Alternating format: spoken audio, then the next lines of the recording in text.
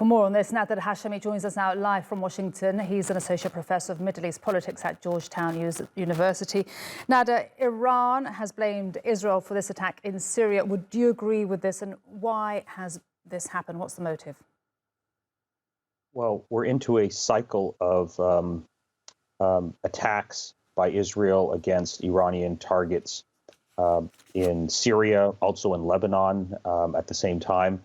And we've seen this movie before in many ways. I think this is a direct outgrowth of the horrific war in Gaza.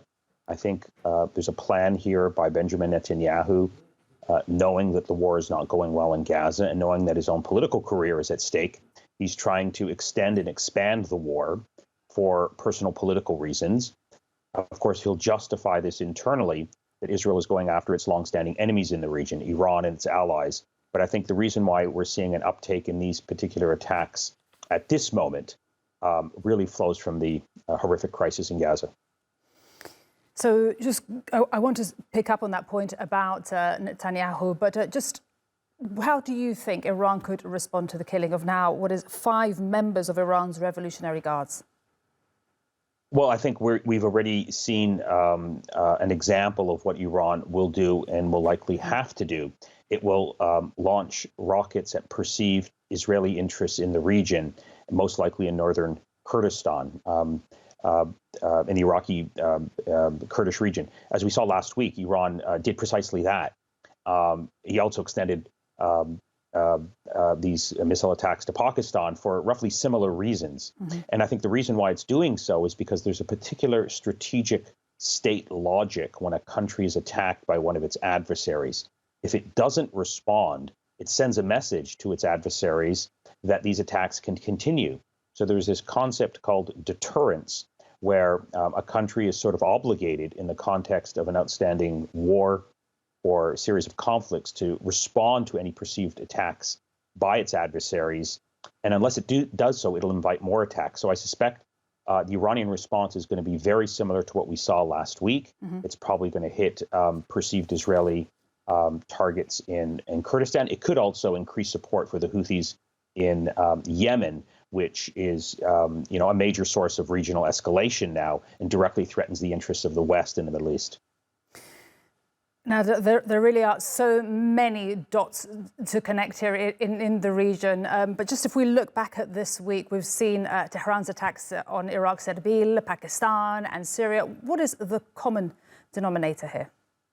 I think the common denominator here is that Iran feels that its national security, its regional interests are being threatened by its adversaries. Those adversaries are primarily Israel, but also Al-Qaeda and ISIS, which were responsible last month for a major bomb explosion in the city of Kerman.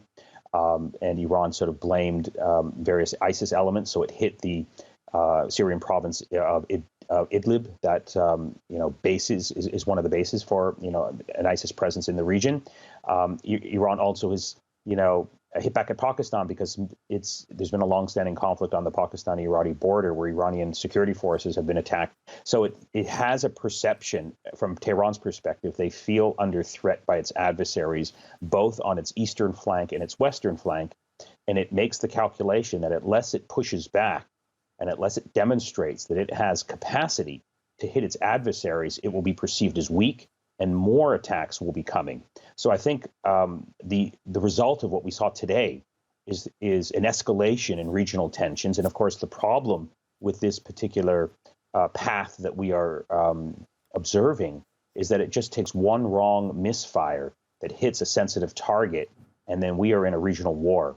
And so there are many fronts that you correctly point out that are sort of part of this problem. But I think we're going to see a pattern of behavior that Iran demonstrated last week when it was responding to attacks by its perceived enemies.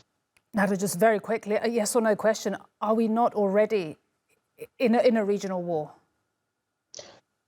We are, but of course it can get much worse. I think that's the point, and I think it's important to emphasize that the war in Gaza is the key sort of common ingredient here.